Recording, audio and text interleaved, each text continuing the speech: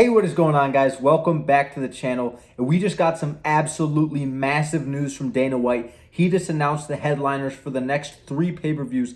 And not only does this confirm a kind of suspicion I've been having for the headliner of UFC 300, but it also confirms that Khamzat Chimaev will be sitting out. He has a torn ligament in his hand. He will not be fighting for the middleweight title against Sean Strickland or dricus Duplessis anytime in the near future. It's going to be a while.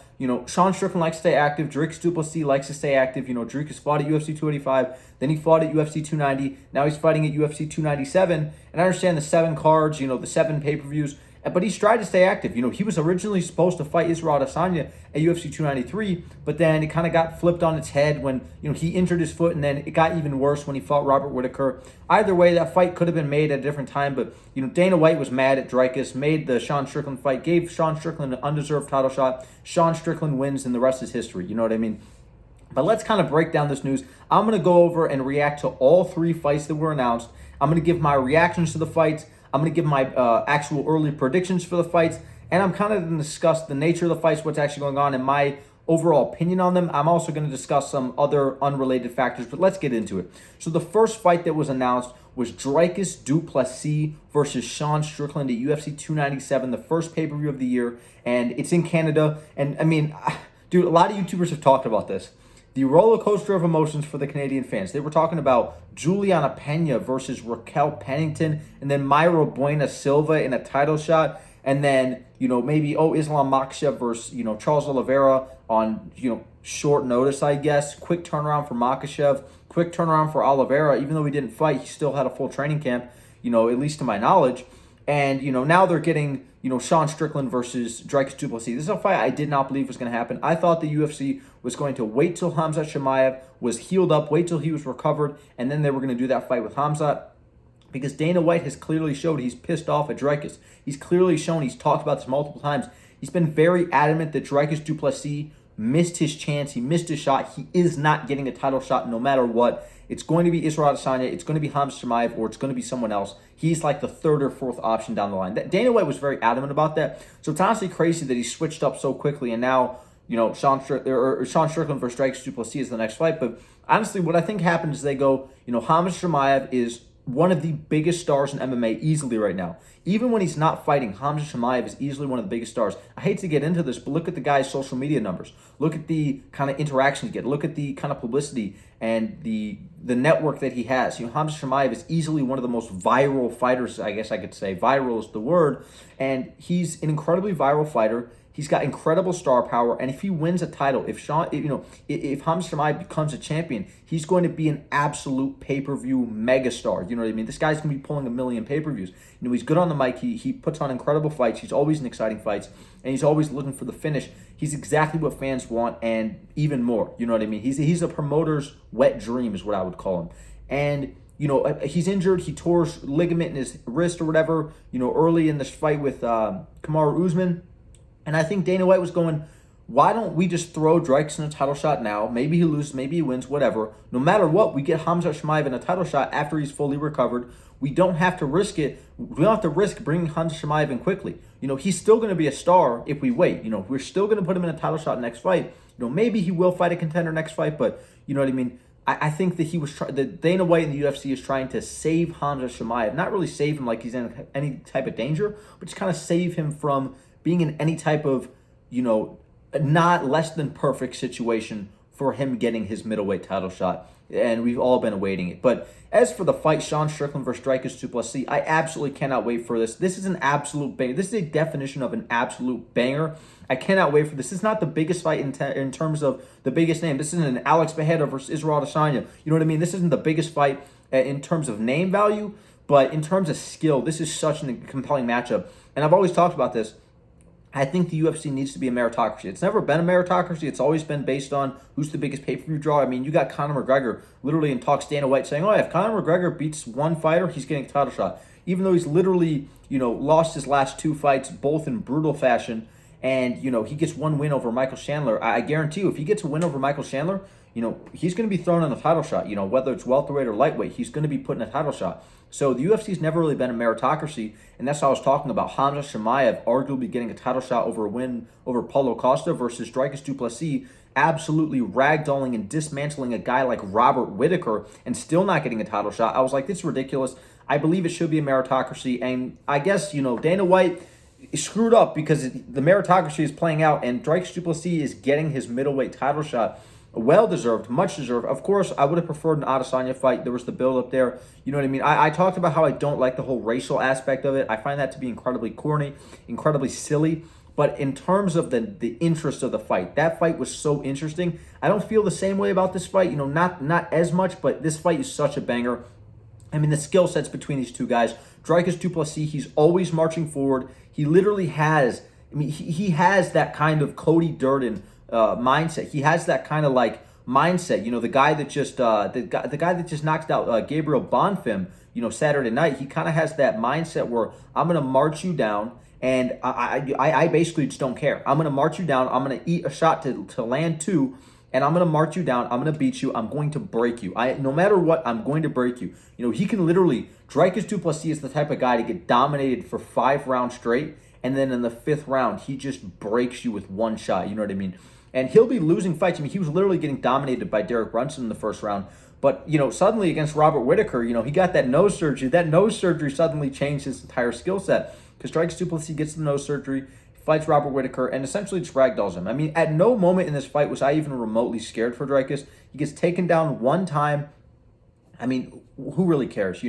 Absolutely not. Robert Whittaker did literally nothing with the takedown. Dricus Duplessis gets right back up to his feet. There was no ground and pound. There was no real significant control. You look at when Dricus gets Robert Whittaker down, Dricus immediately looking for a submission, cuts him up with some nasty ground and pound elbows, looks for the submission again, and then ends the round landing even more ground and pound. Robert Whittaker looks like he doesn't even know where he is. Dricus has nasty power. He has insane killer instinct. He's always looking for the finish. He's always in exciting fights. Sean Strickland, a lot more technical, a lot more tentative. When he smells blood in the water, the fight's essentially over. You know what I mean? He's going to swarm you badly. Look what he did to Abus Nurmagomedov. But Sean Strickland does not have the best chin. He has incredible defense, kind of like an Islam Makhachev situation. I do feel like people kind of, underrate Makhachev's chin, but, I feel like Sean Strickland's one of those guys where the chin is not terribly great, but it's very hard to find the chin. You look at a guy like Alex Pereira. He was able to find the chin, but, Alex Pereira is an incredible striker. Not many guys are going to be able to find the chin on a guy like Sean Strickland. And honestly, in this fight, what I see happening, as for an official prediction, this is one of the hardest fights to predict. A lot of these fights recently, you look at, whether it be Sergey Pavlovich versus Tom Aspinall, whether it be Alex Pereira versus Yuri Prohaska, Colby Covington versus Leon Edwards, a lot of these fights are very, very difficult to predict, whereas some of the other fights, like Islam Makhachev versus Volkanovski, Islam Makhachev versus Oliveira, some of the other fights, they've been a lot easier to predict. And this fight is another one of those fights where it's going to be almost impossible to predict. I'm almost certain that my prediction is going to be wrong. Like, I'm not certain I'm going to get, I got the perfect pick. I'm going to, show off my chest. Oh, man, look how good my pick was. I doubt that's going to be the case after this fight. But as for an official prediction, as crazy as it sounds, I'm going to go Dricus Duplessis. I think he's going to find the chin. And honestly, I think it does better. Like, if Dricus Duplessis wins, it sets up a fight between Khamzat Chimaev and Dricus Duplessis for the middleweight title. Talk about an absolute banger. Khamzat Chimaev versus Dricus Duplessis. If that fight happens, if he wins, that would be my most anticipated fight probably of all time. Khamzat Chimaev versus Dricus Duplessis would literally be a promoter's wet dream. That is, on paper, that is a perfect fight. Maybe it turns out to be a boring fight where Khamzat is taking Dricus down, so Dricus is being tentative on the feet, but Dricus is getting back up to his feet and stuffing the takedowns, and they're just kind of stalling, waiting to see what happens. Maybe we end up in a Rose and Namajunas versus Carlos Esparza situation, but at least on paper, that is a perfect fight, and that is an absolute banger. As for an official prediction, I am going Dricus Duplessis via 3rd round TKO. You look at a guy like Alex Pereira, he found the chin. You look at a guy like Kamaru Usman, he found the chin, literally almost put Strickland, he literally put Strickland out on his feet. He literally had Strickland falling like, the toys when Andy comes into the room. Sean Strickland was completely out of it. He got knocked out by a spinning wheel kick. You eat a clean spinning wheel kick, it's done. But essentially gets knocked out by Kamaru Usman with a hook, a lead hook at that. Gets knocked out cold by Alex Pereira, who has nasty power, but I really think that Dricus Duplessis is a student of the game. He truly studies his opponents. You look at how he studied Robert Whittaker to find that southpaw jab, work on the leg kicks, immediately the killer instinct on the ground. And I think he's going to have a grappling advantage. I think he's going to have as crazy as it sounds, I wouldn't say it's a striking advantage, but I think he's going to be one of those guys where he's so crafty. Sean Strickland's going to stay tentative. He's going to stay kind of technical. He's just going to be pumping the jab, doing what he typically does, looking to break you down over time. And I think Dricus Duplessis is going to be catching him. And I don't know if he's going to pull Sean Strickland out of his comfort zone. I don't really see that happening. But I could see a situation where he clips him, follows him to the ground, lands some ground and pound, or either finds the submission or lands ground and pound so vicious that the ref steps in and stops the fight. As for an official prediction, I am going Dricus Duplessis via second or third round TKO. The next fight that was announced, UFC 298 in February, it's going to be Alexander Volkanovski versus Ilia Tupuria. This is an incredible stylistic matchup. Originally, before the Makhachev fight, before the Makhachev fight was even announced between Volk and Makhachev, I was going to go Alexander Volkanovski, and I was going to go Volkanovski via decision. I think Ilia Tupuria is incredibly tough. I think he has incredible grappling. He's incredible boxing. Now, he is very one-dimensional. He's very...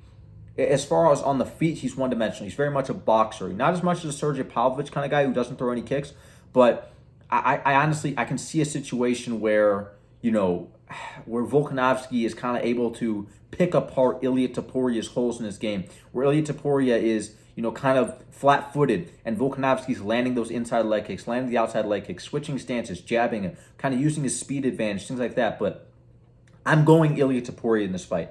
I am going to go Ilia Tupuria via vicious knockout, and I think Volk's going to be beating him up. I think Volk's going to be getting the better of him. He's going to be better in the clinch. He's going to be better on the ground. He's going to be better in the pocket. He's going to be better at range, especially at range.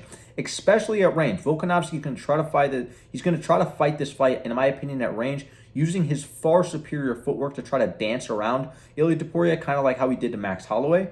And I think what's going to happen is, he's going to be winning, but, I think he's going to get caught one time and the chin's just not going to be recovered. I mean, talk about this. He gets knocked out brutally by Makhachev, one of the nastiest knockouts I've ever seen. The ground and pound was just disgusting. And late October, he's got November, he's got December, he's got January, February. I mean, he's coming back 3.5 month turnaround. You know what I mean? Honestly, it depends on how quickly he recovers. Really, all this comes down to is Volk's recovery. If Volk recovers fast, I'm going Alexander Volkanovski. If Alexander Volkanovski does not recover fast enough, I'm going to go Ilia Tupuria. Now that I'm starting to think about it more, I might change it back to Volkanovski. As for an official prediction, with the 3.5 months, man, 3.5 months after getting knocked out, this is such a hard fight to predict, and it purely comes down to Volk's recovery. Volk's a dog. I'll go Alexander Volk. I'm going to go Alexander Volkanovski via unanimous decision. I do think he's going to get dropped in this fight, though. No matter what, even if he's fully recovered or not, Alexander Volkanovski will get dropped in this fight. He 100% is going to get dropped in this fight. He's going to get caught with a hook in this fight at some point, and it's going to be square on the chin. He's going to go down. He's going to take damage in this fight. We might see a situation where it's not even a knockout. A situation kind of like the Josh Emmett fight where, he just kind of drops you. You know what I mean? And, round to round, I can see a situation where Ilia Tupuria gets maybe one knockdown per round that kind of switches everything up. And, if he gets 3 knockdowns, that can completely change the scoring of those 3 rounds. He could win the fight with just 3 knockdowns. And of course, 3 knockdowns is a lot, but 3 knockdowns. Max Holloway got 2. Imagine if he gets 3. You know what I mean? So I definitely can see a situation where Ilia Tupuria wins. I'm not terribly confident in Volk, but I'm going to go Volk via decision in this fight. Maybe he beats him up on the ground, but Ilia Tupuria has incredible grappling. He's been preparing for Volk for a very long time. Do not be surprised if Ilia Tupuria chins him, and I would be very confident that he drops Alexander Volkanovski in this fight. Like I said, I could be completely wrong, but that's what I'm going with. And for the final fight, UFC 299, and I believe this fight kind of confirms Conor McGregor will be fighting at UFC 300 to headline the card against Michael Chandler. I believe that's going to be announced very, very soon. Probably, don't be surprised if that fight gets announced January 1st. You know what I mean? But Sean O'Malley versus Marlon Vera. Talk about an undeserved title. Literally talk about, you could not picture a more undeserved title fight. You look at a guy like Marlon Vera, he's coming off a win over Pedro Munoz via decision. I mean, it was an okay win, but it's Pedro Munoz, you know what I mean? He did okay, you know what I mean? I think he won 29-28, or maybe it was 30-27. I forget exactly how I scored it, but I mean, it was a decent win. You know, I'm not gonna sit here and crap on the win. It was a decent win, but at the end of the day, man, like one fight removed from that, he got dominated 50-45 by Corey Sandhagen. Why is Corey Sandhagen not getting a title shot? Why is Corey Sandhagen not getting a title shot? He literally stopped Song Yadong, and then he 50-45'd, Chito Vera. And he goes out there, and even as boring as it was, 50-44s, or probably 50-45, I don't know exactly what the scorecard was, completely dominates Rob Font. You know what I mean? So I'm sitting here wondering, in what universe does Marlon Chito Vera deserve a bantamweight title fight? He is on a one-fight win streak. One fight ago, he beat Pedro Munoz. The fight before that, he got dominated 50-45 by the guy that Aljamain Sterling choked out in 60 seconds. 50-45, completely outgrappled, completely outstruck. He got absolutely shut down in every facet of the definition of the word. He got shut down by Corey Sandhagen. That was literally one of Corey Sandhagen's easiest wins of his entire career. That was even easier than the Rob Font fight. He did not take an inkling of damage in this fight. I mean, Marlon Chito Vera landed some elbows that kind of cut him up. But as far as damage in the sense, he's eating big shots here. He did not eat a single big shot in this fight. He was dominating him. Marlon Chito Vera looked like a punching bag with eyes in this fight. So to have that, then to get a win 29-28 over Pedro Munoz, who it's an okay win, but who really cares? I mean, Sean O'Malley didn't even get a title shot off of his win over Pedro Munoz. You know what I mean? So I'm disappointed. This fight is terrible. The true number one contender is Merab Dvalishvili. Merab should be in a title, but I believe, Dana White's going to try to feed Merab to a killer like Umar or someone else, hoping Merab loses, because I guarantee you he does not want to give Merab to Sean O'Malley, or to have Sean O'Malley fight Merab. Something, and I'll talk about this constantly, I respect it from a business perspective, but from a fan perspective, I hate Sean O'Malley. I absolutely hate Sean O'Malley. He's very inactive. He does not fight that often. You know what I mean? He's not someone that's constantly getting fights. He did fight at UFC 292. Now he's fighting at UFC 299. So it's not terribly removed, but it is still relatively a decent amount of time between those fights. Before that, he literally sat out for almost a year. He literally sat out for 10 straight UFC events. Or was it 10 months? Yeah, it was 10 months. He sat out for 10 months. Waits for his title shot. It was literally 12 UFC events. UFC 280 to UFC 292. Begging for his title shot over a robbery win over Peter Yan. You know what I mean? So I'm not a big fan of Sean O'Malley from a fan perspective, from a business perspective. He's one of the most successful fighters of all time. Great respect for him in that aspect. And I honestly, if you want to make money in the fight game, do what Sean O'Malley does. Take the easiest possible matchups for the most amount of money. And, try to stay as active as possible on social media and other type of platforms, when you're removed from fighting. You know what I mean? So I think all fighters should do that. I'm not crapping on when I say that. That's literally, he talks about that. He says, I want the easiest fights for the most amount of money. He talks about that openly. I'm not trying to crap on him and kind of insinuate lies about him. That's coming from his own mouth. You know what I mean? As for an early prediction, I'm going to go Sean O'Malley via unanimous decision. I just don't see him chinning, a guy like, I don't see him chinning, why am I forgetting his name? I don't see him chinning Chito Vera. I don't know why I forgot his name. I apologize to any of the viewers that had to suffer through that 10 seconds of my brain aneurysm, but I don't see him chinning Chito. Chito has an incredible chin. Chito is incredibly tough. I mean, the guy's skin is so thick. I mean, literally, he did more damage to Corey Sandhagen when he was on the bottom landing elbows than when Corey Sandhagen was on top of him doing huge ground and pound. Apparently, from the fan perspective, we thought it was huge ground and pound, but Chito Vera literally, after the fight, he looked like he was getting ready for a photo shoot. He literally no damage on his face. When was the last time we saw Chito Vera wear damage in a fight? Whether that be blood or a bruise or a cut or a scrape or literally nothing. You know what I mean? He never wears damage in his fights. Some of the thickest skin I've ever seen. And honestly, he's incredibly tough. I could see a situation which is going to be interesting if if Sean O'Malley goes out there and gasses out in the later rounds. He gassed out against Peter Yan, not terribly, but he did gas out. I can see a situation where maybe Chito Vera starts putting it on him in the later rounds. But Sean O'Malley seems so dialed in these days. Honestly, I like I said, I'm not a huge fight fan of his. but go watch his videos with like Tim Welsh and other things where they talk about how he prepares for fights. You know, they keep most of the training camp very, very private and secretive.